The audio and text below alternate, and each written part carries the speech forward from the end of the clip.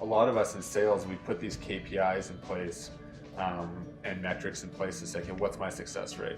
And a lot of us look very transactional, say, okay, I send out 100 emails, I get 20 responses, I get this many meetings, right? And we're used to tracking things. And actually, some of the software out there right now hasn't helped because it's really reinforced that.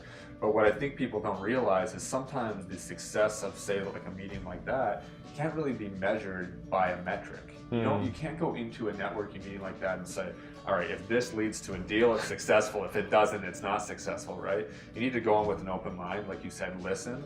And the value that you might be bringing, especially a young person like you did, was just being someone who's willing to take action on their advice. That's valuable to them, right? Yes. They feel good about that. And again, I think most people say, well, what value could I bring to an industry leader? And sometimes it's as little as just sitting there, listening, and then taking action on their advice. I love that you brought up the metrics of networking and looking at it as so black and white. Business is not so black and white. This was a good meeting or this was a bad meeting. There's so many other dynamics to it that is unmeasurable. And I find if I was actually measuring early on my networking capabilities, it would have discouraged me right away, because I know that it took so much effort and so many calls to just get one meeting set.